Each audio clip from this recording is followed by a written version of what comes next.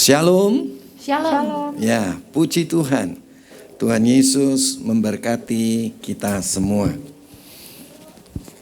Saudara-saudara yang dikasihi Tuhan, hari ini kita mempunyai tema semakin mengasihi Tuhan, semakin dalam tuntunan Tuhan. Mengapa di dalam kehidupan kita tidak menerima tuntunan Tuhan? Karena kita kurang mengasihi Tuhan. Tetapi kalau saudara dan saya semakin mengasihi Tuhan, semakin dalam tuntunan Tuhan dalam kehidupan kita. Amin. Amin. Haleluya. Saudara-saudara, mari kita akan lihat di dalam Matius 28 ayat yang pertama, yaitu halaman 10. Saudara, perhatikan baik-baik firman Tuhan ini. Setelah hari Sabat lewat, menjelang menyingsingnya fajar, pada hari pertama minggu itu, pergilah Maria Magdalena dan Maria yang lain menengok kubur itu. Saudara perhatikan sungguh-sungguh, ada ibu-ibu Maria Magdalena dan Maria yang lain. Saudara, di sini ibu-ibu ini sangat mengasihi Tuhan. Mengapa saudara? Pada hari Sabat, hari pertama dalam minggu itu, dia menjelang menyingsingnya fajar, pagi-pagi benar, saudara-saudara. Maria Magdalena dan Maria yang lain menengok kubur Yesus. Saudara-saudara, ini menunjukkan seorang atau beberapa orang ibu yang sungguh-sungguh mengasihi Tuhan. Apakah saudara juga mengasihi Tuhan? Amin. Amin. Ya. Saudara-saudara, kasih itu dapat dilihat dari tindakan. Kasih itu tidak bisa berdasarkan keyakinan saja. Kasih itu bukan berdasarkan pemikiran saja. Tetapi saudara-saudara, kasih juga tidak sekedar dari emosi saja. Tetapi kasih itu harus diwujudkan dalam tindakan. Saudara-saudara, di dalam kehidupan kita harus sungguh-sungguh mencerminkan dari hati kita, mencerminkan dari keyakinan kita, saudara-saudara, bahwa tindakan kita adalah tindakan yang sungguh-sungguh mengasihi Tuhan. Saudara, mengapa kita katakan dia sungguh-sungguh mengasihi Tuhan? Saudara-saudara, ibu-ibu ini gak sadar Yesus sudah beberapa kali berkata, saudara-saudara, bahwa dia akan bangkit. Tetapi toh waktu itu dia membawa rempah-rempah untuk meminyaki tubuh Yesus yang masih dalam mayat itu, menurut pemikiran mereka. Tetapi walaupun Yesus mati, dia sungguh-sungguh mengasihi Tuhan. Apakah saudara, kalau saudara saat ini belum mendapat pertolongan dari Tuhan, apakah saudara tetap mengasihi Tuhan? Amin. Puji Tuhan. Ya, kiranya hal itu terjadi sungguh-sungguh dalam kehidupan kita. Mari kita lihat ayat yang kedua. Saudara-saudara, Yesus itu bukan manusia. Memang 100% manusia. Tetapi Yesus itu adalah Allah. Ya, Allah yang menjadi manusia. Untuk membeli kita. Yang dulu pemimpin kita adalah iblis. Semenjak Adam dan Hawa. Pemimpin kita, pemilik kita adalah iblis. Kita dulu ada di dalam kerajaan iblis. Tetapi sekarang ketika Yesus mati di atas kayu salib, dia membeli kita untuk jadi miliknya, jadi kepemimpinan Tuhan dalam hidup kita. Saudara-saudara, jadi saudara, karena dia Allah yang menjadi manusia, dia tidak mungkin mati untuk selama-lamanya. Dia boleh mati untuk menebus dosa kita, tetapi dia bangkit pada hari yang ketiga. Maka terjadilah gempa bumi yang hebat, sebab seorang malaikat Tuhan turun turun dari langit, datang ke batu itu, batu penutup kubur Yesus, dan menggulingkannya, lalu duduk di atas gua itu, ya. Duduk di atasnya. Saudara-saudara, mengapa Yesus bukan hanya manusia? Yesus memang menjelma menjadi manusia, tapi Yesus adalah Allah yang menjadi manusia. Dia tidak akan mati untuk selama-lamanya. Demikian juga setelah kita ditebus menjadi milik Tuhan. Saudara, dalam kepemimpinan Allah, saudara-saudara, dalam kepemerintahan Allah sekarang ini, kita juga nanti kalau sampai Tuhan Yesus datang kali kedua, kita sudah meninggal, kita tidak akan meninggal untuk selama-lamanya. Tetapi Dia akan membangkitkan kita sama seperti Dia. Saudara-saudara, Tuhan Yesus itu adalah manusia. 100% manusia. Ketika Dia bangkit, Dia menunjukkan, ini tulang, ini lubang yang ada dalam tanganku.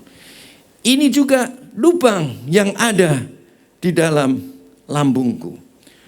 Jamah. Hantu atau iblis tidak punya daging dan tulang. Tapi lihat, aku ini punya daging dan tulang. Waktu Yesus dibangkitkan, Dia tidak sebagai roh saja. Sama nanti ketika kita dibangkitkan. Saudara, memang kita memakai tubuh kemuliaan, tetapi pakai tubuh jasmani kita yang dimuliakan. Karena kita nanti bukan semacam roh saja, tetapi roh, tetapi juga mempunyai tubuh kemuliaan. Amin. Jadi saudara seperti saudara, tetapi dimuliakan. Ya, Yesus bisa makan. Saudara nanti juga bisa makan. Saudara-saudara, Yesus bisa keluar dari pintu tanpa buka pintu. Setan juga bisa. Tapi beda. Yesus bukan sekedar roh setan saja. Ya, seperti setan, ya, bukan. Tetapi saudara-saudara, Yesus itu adalah tubuh yang dimuliakan. Nanti kita juga sama, tubuh kita dimuliakan. Amin, saudara. Amin. Ya. Maka terjadilah gempa bumi yang hebat, sebab seorang malaikat Tuhan turun dari langit dan datang ke batu itu dan menggulingkan batu itu, lalu duduk di atasnya. Ini malaikat Tuhan.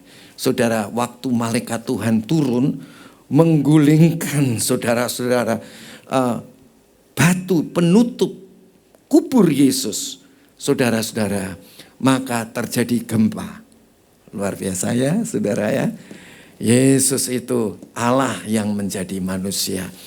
Dia kemudian saudara-saudara, Dia tidak bisa mati untuk selama-lamanya, tetapi mati hanya untuk menebus dosa kita.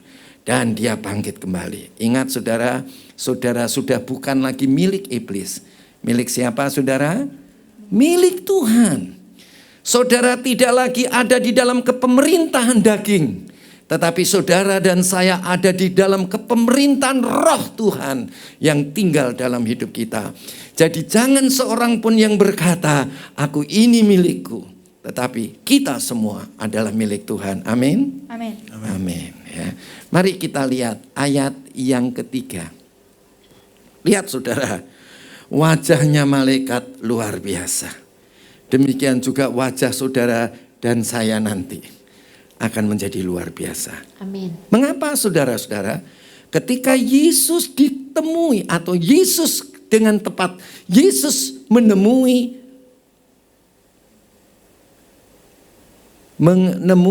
Paulus yang dulu disebut Saulus. Saudara-saudara, persis seperti wajah kemuliaan, seperti malaikat yang dilihat ini. Wajahnya bagaikan kilat. Saudara-saudara, wajah Yesus bersinar seperti matahari. Ya.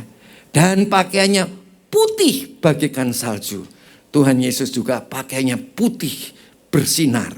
Ya, saudara-saudara, kalau malaikat bagaikan kilat wajahnya, tapi Yesus bagaikan matahari yang terang benderang.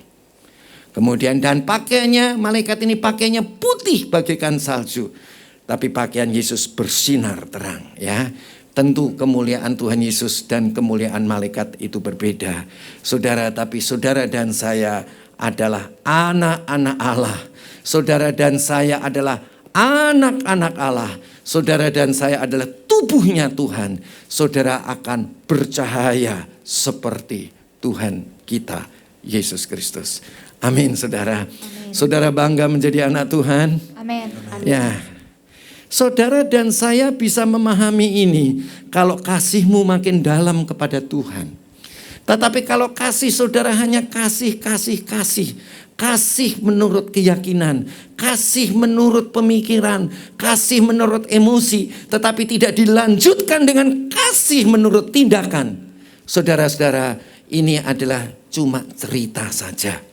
Tetapi kalau saudara betul-betul mengasihi Tuhan dari dasar hatimu yang paling dalam sampai dengan perbuatan kita, maka saudara bisa memahami apa arti dari penyataan-penyataan Tuhan dalam hidup kita.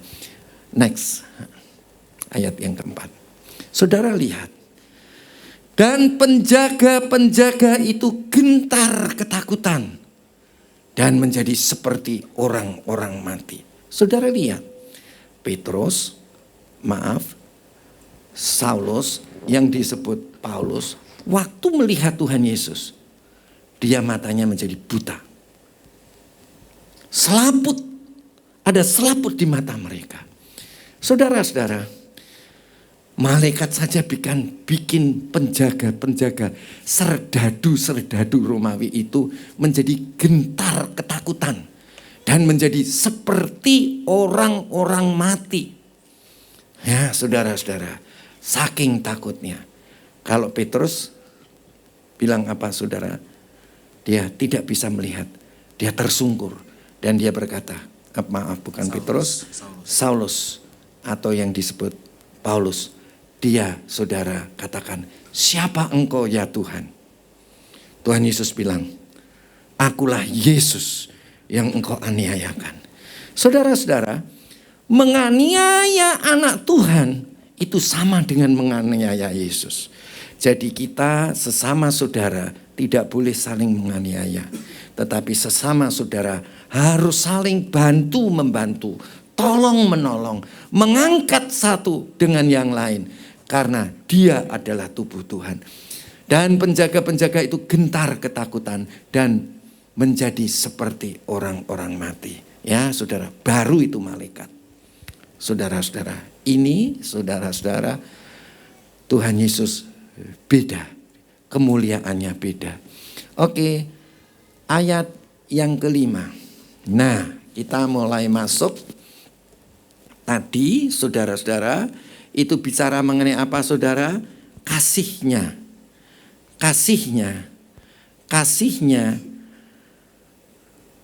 Ibu-ibu tadi adalah kasih yang luar biasa.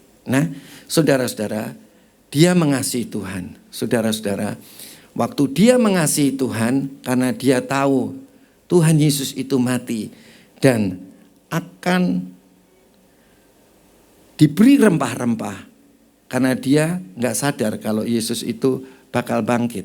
Ya, walaupun Tuhan Yesus sudah berkali-kali dia katakan, saya akan bangkit. Ya, saudara. Pada hari yang ketiga. Berapa kali Tuhan Yesus bilang dia akan bangkit?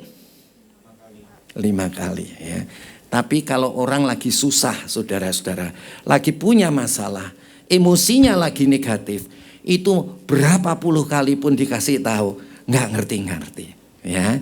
Tetapi saudara-saudara, kalau saudara-saudara tahu, ya ini taunya dia itu ketutup, pikirannya ketutup. Ya. Kemudian saudara lihat di sini ayat yang kelima. Akan tetapi malaikat itu berkata kepada perempuan-perempuan itu, jangan kamu takut. Saudara-saudara, kehidupan seseorang itu biasanya dia itu punya emosi negatif.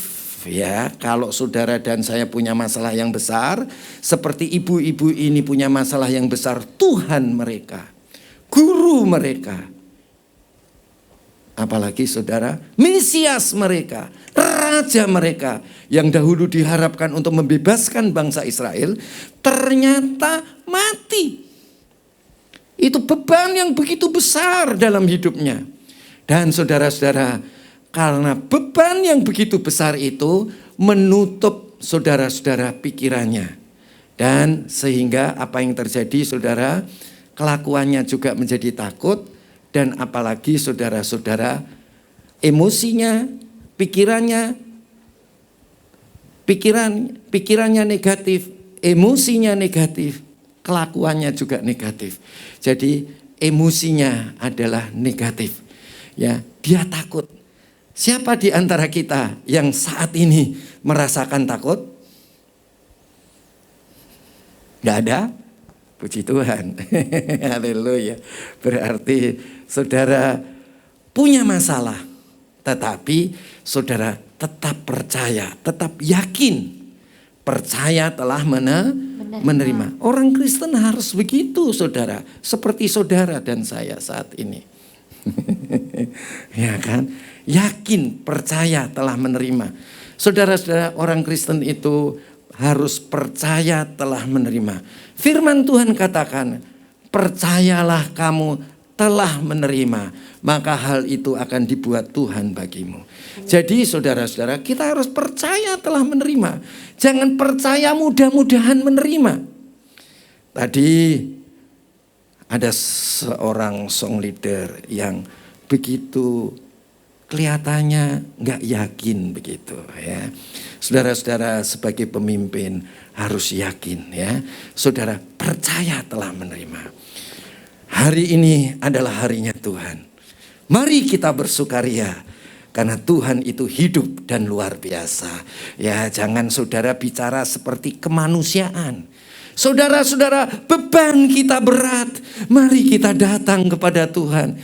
Jangan, kita harus seperti nabi. Kita harus seperti penyambung lidah Allah. Kita orang-orang yang diberkati Tuhan. Amin. Amin. Ya, begitu kata-kata kira-kira ya. Haleluya. Ya, saudara-saudara, jangan saudara-saudara dalam suasana takut. Jangan dalam emosi yang takut. Tapi saudara-saudara, kita tahu di dalam keyakinan kita, di dalam pemikiran kita, di dalam emosi kita, di dalam tindakan kita, kita tahu semuanya pasti jadi. Semuanya pasti jadi. Percaya saja. Jangan bolehkan ada emosi yang negatif. Saudara-saudara, saya mau cerita sedikit. Kemarin, hari Minggu yang lalu, saya kan tantang saudara. Siapa yang mau daftar? Ya kan? Nggak ada yang daftar. Ya, saudara-saudara, pada minggu yang lalu, kemudian pada hari Kamis atau Rabu, saya lupa, saya datang ke sana. Ya, saudara, saya masuk. Ya, saya rahasiakan namanya dan saya tidak mau kasih nama. Ya, dan saudara-saudara, orang itu lagi ngantar sekolah, jemput anaknya. Saya tanya sama anaknya, kamu pernah lihat sesuatu di sini atau dengar sesuatu? Enggak, opa, katanya. Saya panggil pembantunya, Mbak, kamu pernah lihat sesuatu atau dengar sesuatu?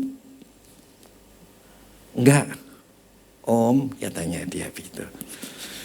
Oke, habis itu saya panggil lagi anaknya, saya panggil lagi pembantunya, sampai 3 kali masing-masing.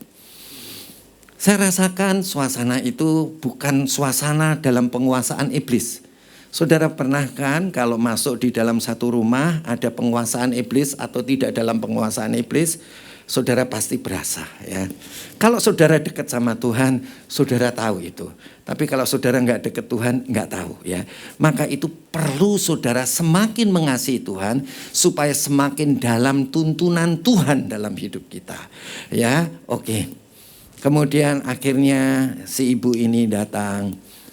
Saya tanya, Ibu X, saya nggak rasa ini di sini ada penguasaan setan dalam rumah ini.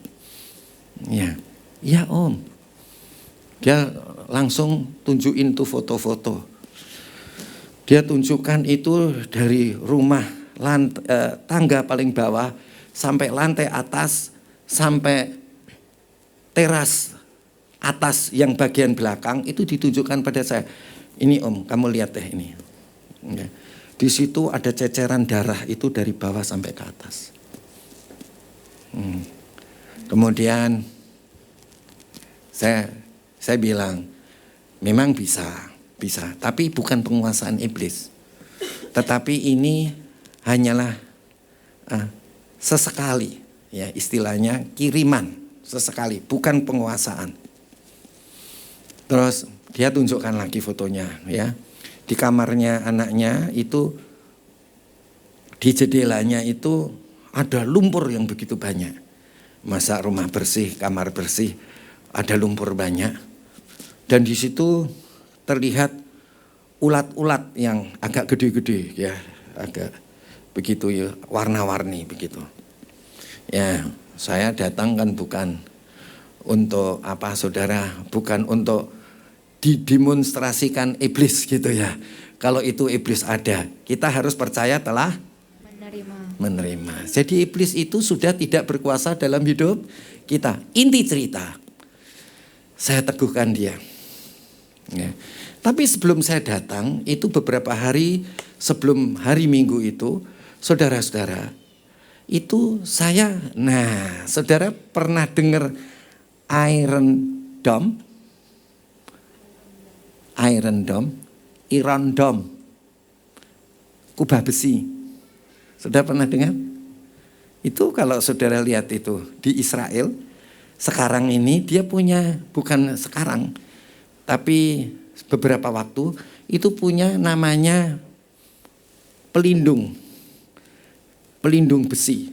Yaitu kalau ada serangan dari luar Israel itu langsung dibalas. Jadi dihancurkan senjata-senjata itu dihancurkan di luar daerah Israel. Namanya Iron Dome atau kubah besi. Nah, saudara pernah dengar tudung darah Yesus? Pernah? Pernah. Nah, tudung darah Yesus itu kalau iblis nyerang kita, kalau kita itu menudungi kita atau orang lain itu, saudara-saudara, dengan darah Yesus, setan itu nggak bisa nyerang. Atau saudara, tudung Roh Kudus. Saudara pernah dengar tudung Roh Kudus? Nah, ya saudara-saudara, kalau saudara dan saya itu makin dalam kasih saudara sama Tuhan, itu saudara ngerti yang namanya tudung darah Yesus, tudung apa itu? Roh Kudus, ya itu tahu. Nah, gini saudara, kalau ada orang cerita kepada saya kan harus gunakan otoritas. Otoritasnya apa saudara? Tudung Roh Kudus. Ya, jadi saya berdoa dalam Roh. Ya, saya dimanapun saya berdoa dalam Roh. Mau tidur, sedang tidur, bangun tidur, saya tudung darah Roh. Saudara-saudara, kalau saudara itu cinta saudara kepada Tuhan itu makin dalam, lebih dalam, saudara itu bisa jadi tudung untuk orang lain. Jadi rasanya gimana saudara? Itu berasa, bukan soal keyakinan, tapi berasa. Jadi saudara kayak diserang sama setan. Begitu ya. Wah, biasanya perasaan saya nggak begitu, bisa jadi begitu dan begini gitu ya. Oh, saya bilang sama Tuhan, terima kasih Tuhan. Ini orang ini perasaannya kayak begini, rasanya kayak begini ya. Saudara-saudara, ada perasaan kacau balau di dalam perasaan mereka. Ada perasaan itu. Jadi Tuhan itu memindahkan beban orang itu kepada kita. Apa yang dirasakan mereka bisa engkau rasakan. Nah saudara, tetapi saudara dan saya harus jadi Iron Dome. Tudung Roh Kudus. Kalau Israel perangnya pakai Iron Dome. Tapi kalau kita tudung darah Yesus. Itulah sebabnya kita harus berdoa di dalam roh senantiasa. Untuk apa saudara-saudara? Supaya tahu ada serangan-serangan iblis. Oh itulah yang sedang mereka diserang. Dan saudara sedang menudungi mereka dengan tudung Roh Kudus. Amin. Ya. Dan ketika kami datang dia bilang, Om, sudah beberapa hari ini saya tidak merasakan saya bisa tidur pules. Setelah saya datang saya cek WA lagi. Ibu X, bagaimana keadaanmu? Om, saya udah pules. Saya bisa tidur 6-7 jam. Ya, lupa 67 atau 78 ya. Kelihatannya 67, WA saya ada. Tapi saudara nggak perlu lihat WA saya. Memang ini dirahasiakan. Saudara lihat. Ya. Saudara menggunakan tudung darah Yesus, tapi saudara tidak boleh bergantung kepada perasaan. Apa yang saudara harus lakukan? Percaya telah menerima. Ya. Tudung darah Yesus. Kuralahasinogono. Ya, kita harus tudungi mereka dengan darah Yesus. Dengan tudung Roh Kudus. Amin. Haleluya. Siapa yang masih ingat? Saudara pernah saya ajak doa puasa untuk Ukraina. Pernah? Pernah. Saudara betul puasa? Berapa hari? Puasa. Berapa hari nggak bisa jawab, ya kan? Nah, saudara-saudara, saya ini bukan khotbah politik, ya. Saya ini khotbah sesuai dengan apa yang dikatakan firman Tuhan. Jadi saudara, kalau saudara percaya telah menerima, itu jadi. Walaupun itu tidak mungkin. Waktu itu saya berdoa, ngajak saudara 3 hari doa puasa. Nah, saya doa puasa sungguh saudara-saudara. Saya doa puasa. Tapi saya kalau doa puasa enggak mudah-mudahan. Saya kalau doa puasa bukan insya Allah. Tapi saya percaya telah menerima. Kenapa saya kok berdoa untuk Ukraina? Saudara-saudara, saya berdoa untuk Ukraina karena Ukraina ini adalah negara merdeka. Ya, bukan negara miliknya Soviet. Ya, Rusia, ya. Bukan miliknya Rusia, dia sudah merdeka. Nah, sudah merdeka ini kan negara lemah. Lebih lemah dari Rusia, ya. Jadi kalau mau diserang sih habis sih. Nggak mungkin nggak habis. Jadi saya lihat di situ adanya ketidakadilan. Jadi saya berdoa sama Tuhan. Tuhan, Engkau Allah yang adil, Engkau membela orang yang lemah, ya. Jadi saya berdoa. Saudara, wah itu kan itu perangnya kan berkepanjangan sampai 56 hari ya. 56 apa sekarang sampai 56 atau berapa ya. Pokoknya sudah paling sedikit 56 hari. Kalau saudara pikir apa artinya kita? Halo? Apa artinya kita? Seorang manusia. Ya kan? Seorang manusia, apa artinya kita? Saudara tahu dulu si Daud melawan Goliat. Siapakah Daud itu? Si gembala kecil. Domba yang digembalakan hanya 2-3 ekor. Siapa itu Goliat? Badannya tinggi besar. Siapapun ditantang. Saul aja kalah. Kita nggak diajarkan Tuhan untuk berperang. Saudara, Tuhan yang berperang ganti kita. Jadi tugas kita adalah percaya telah menerima. Kalau saudara punya persoalan dalam rumah tangga, apakah saudara percaya telah menerima? Itu yang menjadi masalah. Apakah engkau mengasihi Tuhan? Apakah engkau tahu, saudara-saudara, engkau percaya telah menerima?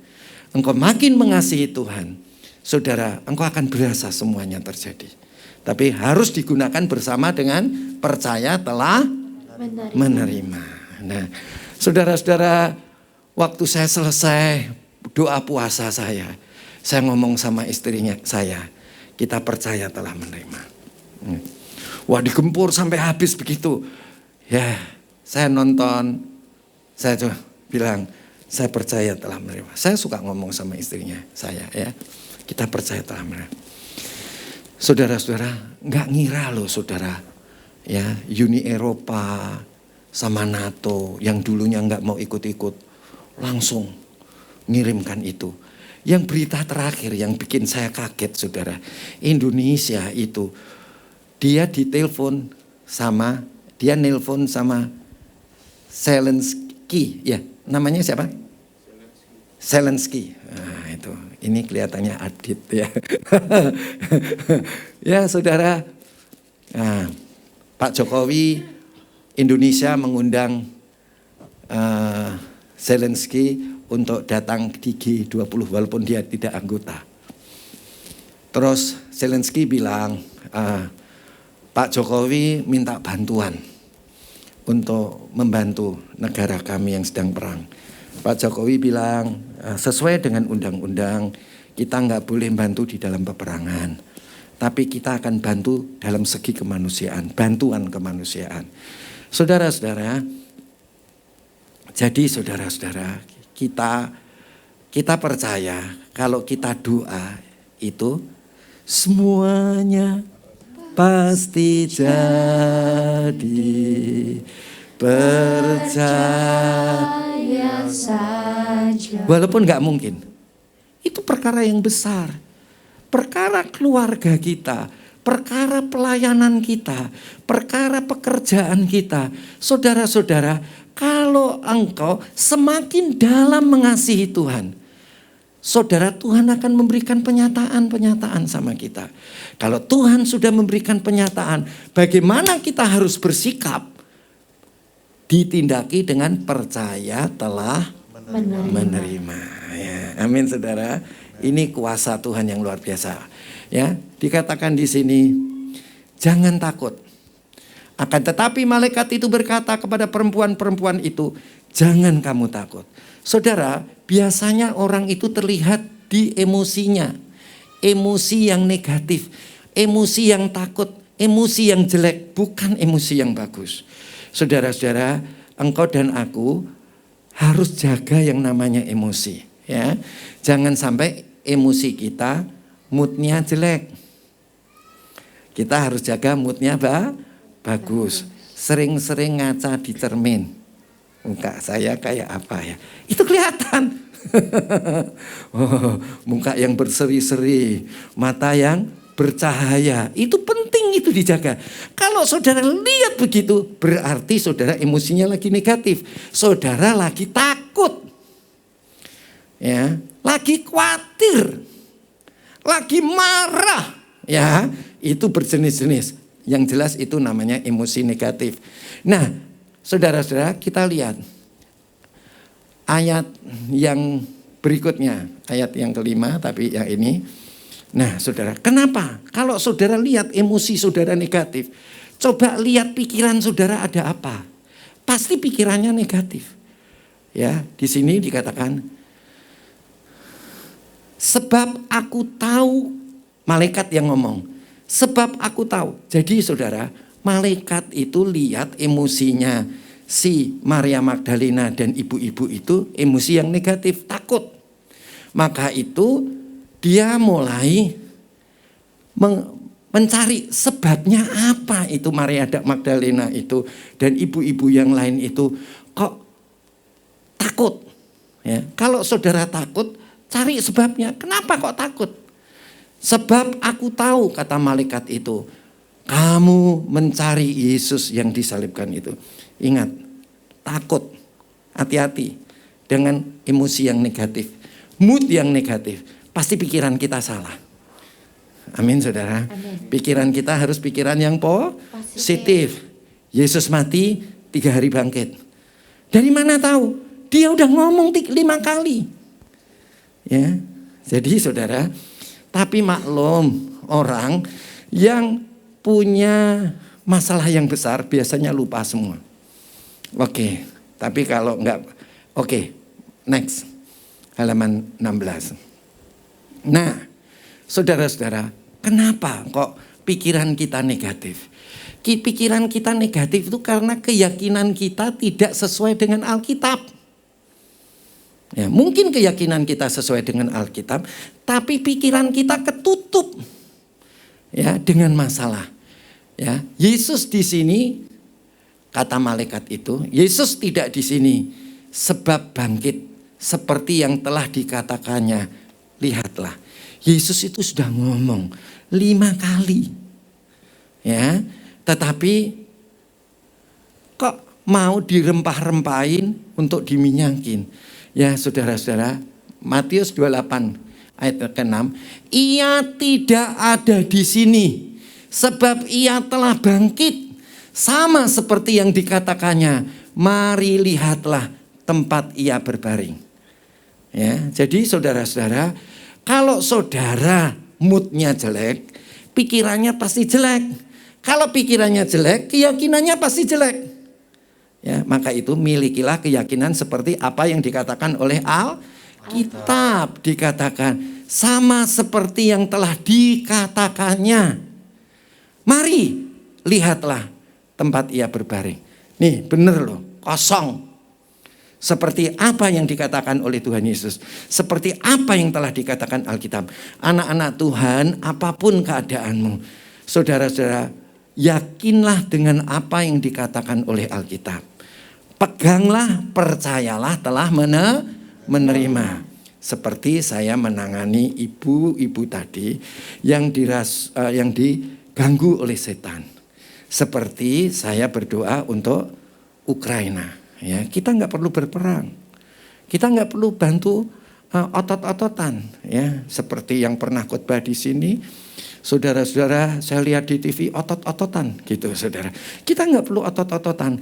Anak Tuhan itu mendoakan, ya, bukan otot-ototan, ya. Oke, next. Nah, ayat 28. Ada kata-katanya di atas, nanti saudara baca ikutin sendiri, saudara. Di sini ayat yang ke-7. Dan segeralah pergi dan katakan kepada murid-muridnya bahwa ia telah bangkit dari antara orang mati. Ia mendahului kamu ke Galilea. Di sana kamu akan melihat dia. Sesungguhnya aku telah mengatakannya kepadamu. Sebentar, saya mau katakan begini. Dan segeralah pergi dan katakan kepada murid-muridnya bahwa ia telah bangkit dari antara orang mati. Ya, saudara di sini pergi katakan kepada murid-muridnya. Saudara, kalau saudara kasih saudara dalam kepada Tuhan, Tuhan itu akan memberikan penyataan-penyataan. Kalau saudara mendapat penyataan dari Tuhan, apa yang saudara harus lakukan? Saudara-saudara, saudara harus percaya telah menerima. Kalau saudara sudah percaya telah menerima, saudara-saudara, apa yang saudara lakukan? Apa saudara? Bisa dibantu saya? Wah. Ada tudung darah Yesus. Tuhan kasih penyataan begitu. Lalu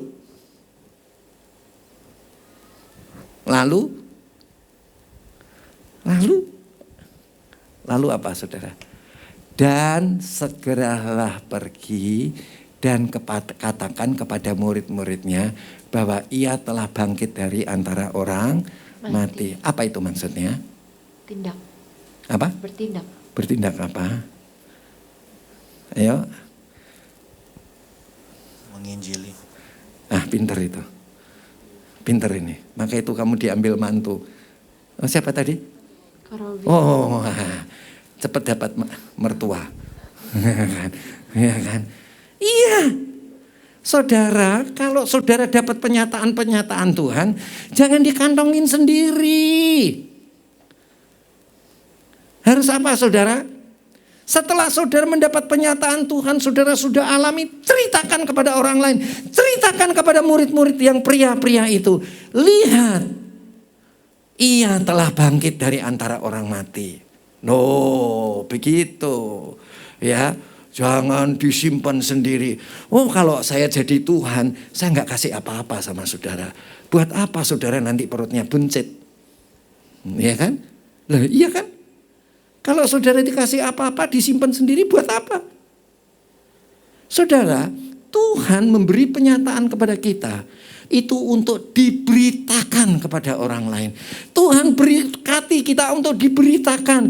Tuhan memberikan kasih-Nya kepada kita untuk diberitakan. Jangan dikantongin sendiri. Halo? Ya, amin. Nah, itu maksudnya. Ya, kemudian dia katakan, ia mendahului kamu ke Galilea. Dia akan pergi ke Galilea. Di sana kamu akan melihat dia. Sesungguhnya aku telah mengatakannya kepadamu. Aku ini siapa? Malaikat Tuhan. Ya. Oke, jadi kalau saudara sudah mengasihi Tuhan, saudara dapat penyataan-penyataan Tuhan, saudara harus yakin percaya telah menerima. Setelah saudara yakin percaya telah menerima, saudara-saudara kan saudara alami sesuatu. Terus apa yang saudara harus katakan? Ceritakan kepada orang lain. Ya. Saudara-saudara coba. Kalau saudara makan kebanyakan bahaya enggak? Bahaya. Bahayanya apa? Kalau enggak jantung, stroke. Apa itu stroke? Stroke. Kalau enggak stroke apalagi saudara? Kolesterol. Ya itu akibat jantung. Diabetes. Ya, bisa diabetes. Ya, kebanyakan makan kacang dan daging-dagingan. Ya, secukupnya. Ya. Konsumsi untuk saudara tapi lebihnya bagikan kepada orang lain. Ini yang saudara harus tahu ya. Melihat dia sesungguhnya aku telah mengatakannya. Nah, itu di atasnya saudara baca sendiri ya. Oke. Ya. Jadi dia pergi. Pergi itu apa? Pergi itu adalah tindakan yang positif. Ya, setelah pikiran saudara positif, tindakan saudara pasti positif. Ya, oke. Pertama, saudara, kalau saudara punya emosi negatif, lihat pikiranmu gimana. Ternyata pikirannya negatif. Pikiran negatif karena apa? Karena keyakinan saudara negatif. Rubah keyakinan saudara sesuai Alkitab. Maka pikiran saudara akan menjadi positif. Kalau pikiran sudah positif, pasti tindakannya positif. Langsung dia pergi. Next. Nah, kalau tindakannya positif, pasti emosinya positif. Ya, emosinya jadi enak. Ya. Di sini ayat yang yang ke-8, Matius 28 ayat 8, mereka segera pergi ke kubur itu. Wah, pergi. Dengan takut dan dengan sukacita yang besar. Emosinya jadi sukacita. Sukacita. Ya kan? Jadi saudara-saudara, coba keyakinanmu benar, pikiranmu benar, tindakanmu benar. Emosinya jadi benar enggak? Benar. Jadi benar. Itu. Coba saudara, keyakinannya betul. Terus pikirannya betul. Terus tindakannya enggak betul. Emosinya gimana perasaannya? Tertuduh. Ya kan? Jadi saudara-saudara, kalau saudara sudah punya keyakinan yang betul, pikiran yang betul, tindakannya mesti yang benar. Supaya apa? Emosi saudara benar, suasana hati saudara. Suasana surga turunlah, suasana surga turunlah, kami berbakti padamu, suasana surga turunlah. Oke, kita sudah baca tadi ya.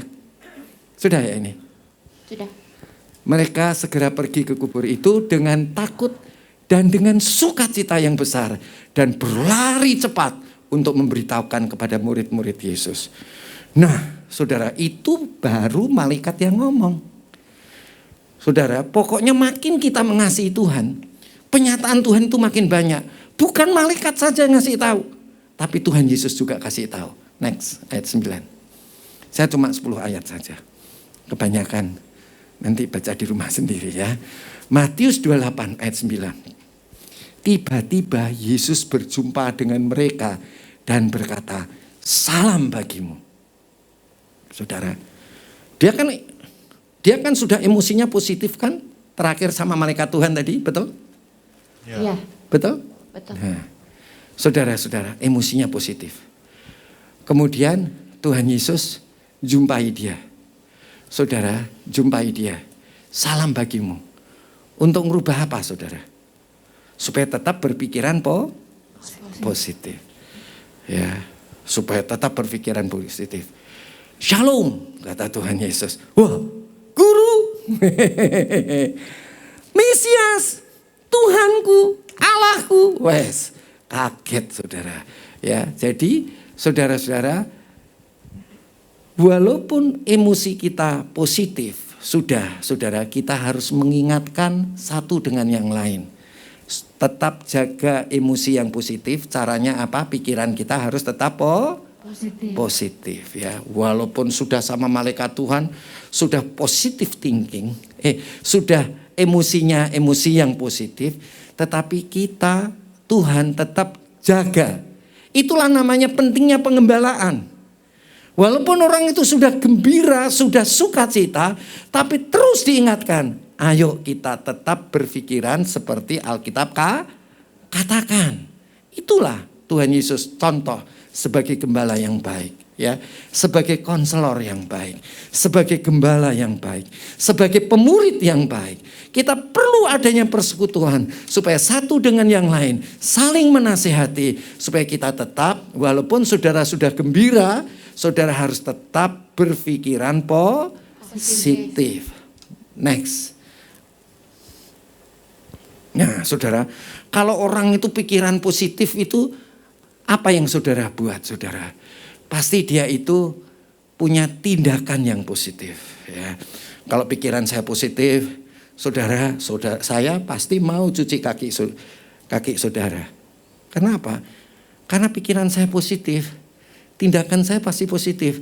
Dan murid-murid Tuhan Yesus ini, perempuan-perempuan itu, Maria Magdalena dan ibu-ibu yang lain, mereka mendekati Yesus dan memeluk kakinya serta menyembahnya. Ya, jadi saudara, walaupun orang itu gembira, walaupun saudara datang di sini dengan gembira, walaupun saudara tidak punya masalah apa-apa, saudara dengar firman Tuhan supaya pikiran saudara tetap positif dan supaya saudara mempunyai tindakan yang positif. Apa itu? Supaya saudara dapat mendekati Yesus dan memeluk kaki Yesus dan menyembah Yesus. Next. Nah, saudara-saudara, kalau saudara berpikiran positif, saudara, maka perasaan saudara juga positif. Matius 28 ayat 10. Maka kata Yesus kepada mereka, jangan takut. Ya, saudara, walaupun saudara sudah berperilaku bagus, saudara sudah beribadah, saudara sudah pelayanan, saudara, tetapi kita sesama keluarga di dalam Tuhan harus menjaga perasaan saudara tetap positif. Jangan takut. Maka kata Yesus kepada mereka, jangan takut. Next, terakhir. Ya, saudara-saudara, perasaan yang positif supaya saudara juga punya tindakan yang positif. Apa itu tindakan yang positif? Ayat 10, pergi dan katakanlah kepada saudara-saudaraku supaya mereka pergi ke Galilea dan di sanalah mereka akan melihat aku. Tetap Tuhan kepingin tindakan kita adalah tindakan yang positif. Tindakan yang positif adalah saudara Pergi. Pergi kemana saudara? Ke jiwa-jiwa. Ya, supaya dia melakukan apa yang dikatakan Tuhan. Apa yang saudara kita harus lakukan? Kita harus pergi. Percaya telah menerima. Sudah. Ayat 10. Pergi. Pergi, ya kan? Oke, saya